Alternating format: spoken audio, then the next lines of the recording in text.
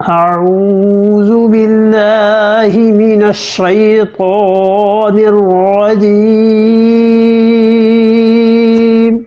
بسم الله الرحمن الرحيم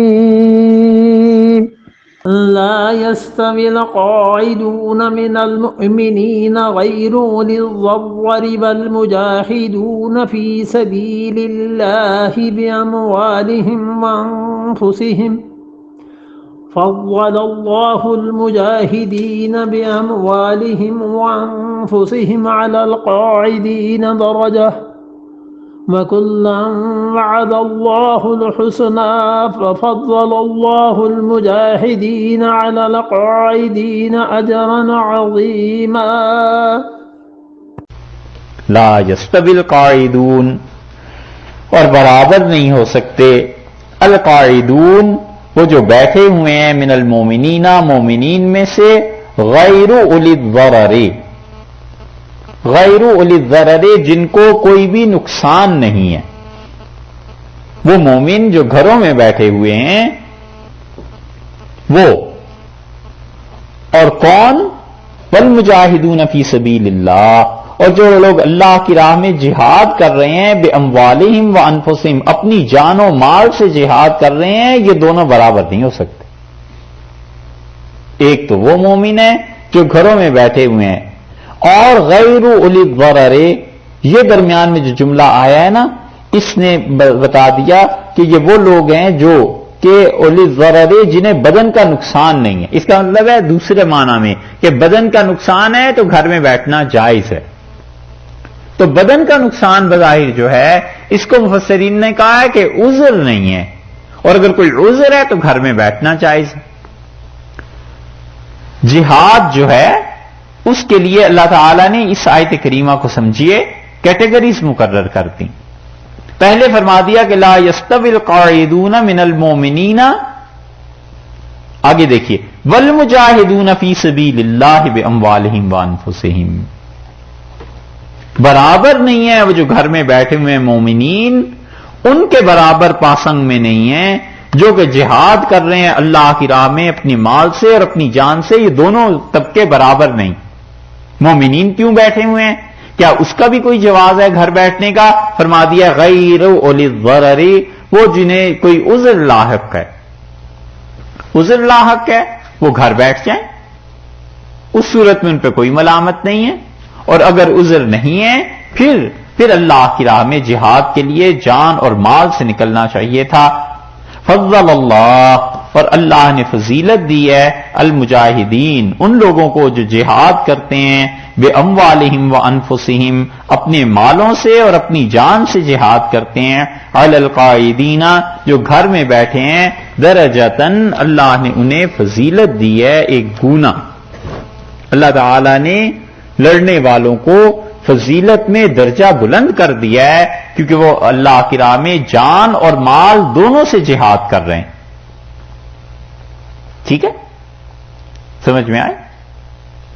اور وہ جو گھر بیٹھے ہوئے ہیں ان کے متعلق نہیں فرمایا. تو اس کا مطلب یہ ہوا کہ جہاد ہر مسلمان پر فرض نہیں،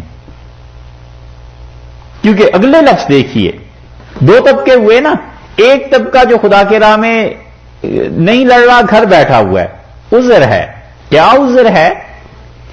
یہ عذر ہے کہ جسمانی طور پہ کمزور ہے، یہ عذر ہے کہ مالی طور پہ کمزور ہے، یہ عذر ہے کہ دین کے کسی اور کام میں لگا ہوا ہے، یہ عذر ہے اس کو کہ وہ تعلیم میں لگا ہوا ہے، یہ عذر ہے اس کو کہ اپنے گھر کو چھوڑ کے چلا جائے تو گھر کو سنبھالے گا کون. یہ سارے عذر یہ بتاتے ہیں کہ وہ گھر میں ٹھہر سکتا ہے، کیونکہ جہاد فرض عین نہیں ہے، فرض کفایہ ہے. وہ گھر میں رہے. اور جو جماعت الگ ہو کے اللہ کی راہ میں جان مال سے لڑ رہی ہے، وہ لوگ زیادہ اچھے ہیں، ایک درجہ ان کا بلند ہے.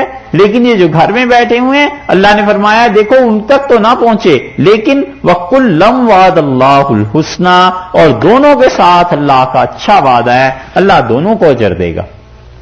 تو اگر جہاد فرض عین ہوتا ہر مسلمان کے لیے، تو یہ اللہ نے کیوں کہہ دیا ہے کہ جو گھر بیٹھے ہوئے ہیں ان کے لیے بھی اللہ کے ہاں اجر ہے؟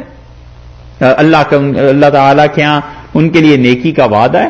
وَكُلًّا وَعَدَ اللَّهُ الْحُسْنَى، وعدہ کیا ہے اللہ نے خوبی کا، اچھائی کا، سب کے ساتھ. تو معلوم ہوا جو گھر میں بیٹھ کے دین کے کام کر رہے ہیں وہ بھی خدا کی ہی راہ ہے، اللہ نے انہیں بھی اجر دینا ہے. اللہ کا وعدہ ان کے ساتھ بھی اچھائی کا. یہ بھی مل جائے نا، ہم کہتے ہیں بہت بڑی چیز ہے مالک کا وعدہ پورا ہو جائے. کسی کو اگر جنت نہ دیں تو وہ تو بڑے مقدر والے لوگ ہوں گے، جہنم میں نہ پھینکیں یہ بھی بڑی غنیمت ہے. بس اتنا ہی ہو جائے. اپنے اعمال جب دیکھتے ہیں تو سوچتے ہیں بس سزا نہ ہو یہی کافی ہے. وہ باقی باغات اور یہ چیزیں وہ تو بڑے اعمال والے لوگ کرتے ہیں. یہی حال ہے یہاں کہ دیکھو اللہ نے کہا ہم نے مجاہدوں کو درجہ دیا ہے، لیکن جو لوگ گھر بیٹھ کے ہیں یہ نہیں ہے کہ وہ بالکل ہی ختم ہو گئے. فرض کفایہ میں وہ شامل ہے. وہ ٹیم جو جہاد کر رہی ہے الگ ہے، باقی لوگ الگ ہے، تو فرض عین تو نہ ہوا.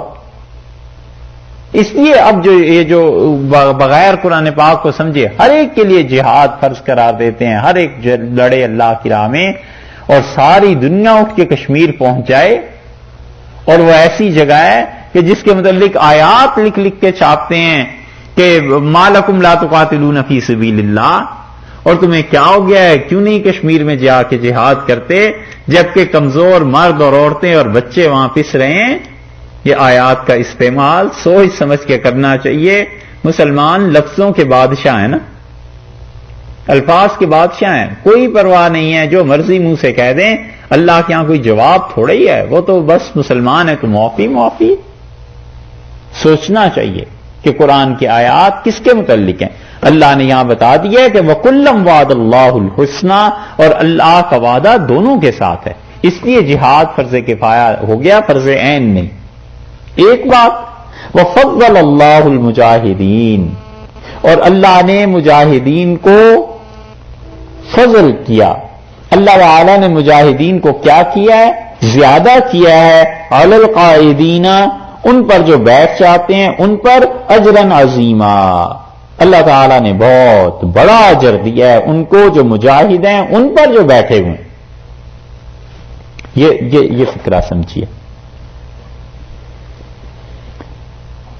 دیکھو اوپر اللہ نے ذکر کیا ہے مجاہدین کا، تو ان کے ساتھ قید لگائی ہے بِأَمْوَالِهِمْ وَأَنفُسِهِمْ، ہے نا. یہاں پھر قید کیوں نہیں لگائی؟ یہاں قید نہیں لگائی، صرف کہا ہے وہ جو مجاہدین ہیں. اور مفسرین نے اس سے استنباط کیا ہے، وہ کہتے ہیں اس میں سارے وہ لوگ آ گئے جو پیچھے بیٹھے ہوئے ہیں جہاد سے لیکن دین کا کوئی نہ کوئی کام کر رہے ہیں.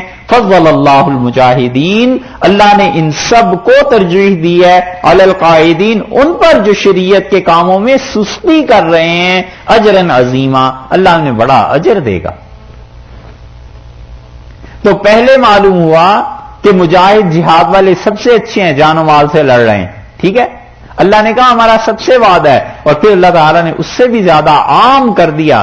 اللہ نے فرمایا ہے کہ دیکھو جو دین کی محنت کرنے والے ہیں، جتنے بھی اپنے گھروں میں بیٹھے ہوئے ہیں اللہ کے راستے میں کام کر رہے ہیں مجاہد.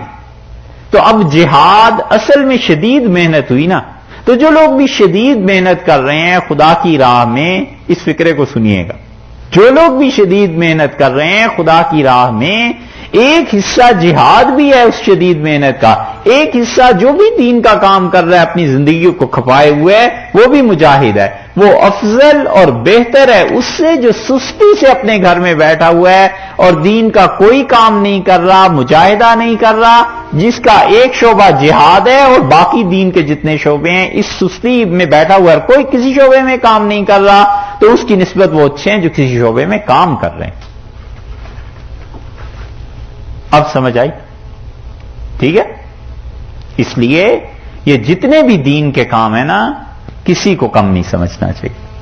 یہ زیادتی کی بات ہے کہ آدمی اگر خود جہاد میں جا رہا ہے تو دوسروں کے متعلق سمجھے جی دین کا اور کوئی کام ہی نہیں، دوسروں کا بھی بڑی کام ہے. اجرا عظیما، اللہ نے فرمایا ہم بڑا اجر دیں گے. مجاہدین جو تھے جو جان و مال سے لڑے تھے ان کے تذکرے کے بعد دوبارہ یہ تذکرہ کیا ہے. اور اسی لیے صوفیہ یہ کہتے ہیں کہ اب یہ جو یہاں آیا نا فضل اللہ المجاہدین، اللہ نے جہاد دین کی محنت کرنے والوں کے لیے اللہ نے وعدہ فرمایا ہے کہ اللہ انہیں اجر عظیم دے گا. وہ کہتے ہیں سب سے اچھے لوگ وہ ہیں جنہوں نے اپنی ساری زندگی کا رخ دنیا سے پھیر کے اللہ کی طرف کر لیا. کماتے ہیں اللہ ہی کے لیے، سوتے ہیں اللہ ہی کے لیے، کھاتے ہیں اللہ ہی کے لیے، شادی کرتے ہیں اللہ ہی کے لیے، اولاد ہے اللہ ہی کے لیے. جب ہر چیز میں اللہ کی رضا اور اللہ کی خوشی کو سامنے کر دیا تو یہاں وہ ایسا مجاہد ہے جو باقی لوگوں سے افضل ہے. اور کرنا بھی یہی چاہیے، نیت ہی یہ رکھے ہر کام میں کہ اللہ تیری خوشی کے لیے، اور اللہ آپ کو راضی رکھنے کے لیے جاب کرتا ہے اسی لیے تاکہ حلال کمائے حرام سے بچائے. پیسہ جمع کرتا ہے اسی لیے کہ اللہ کہیں کچھ ہو جائے تو میری اولاد کہیں مانگتی نہ پھرے.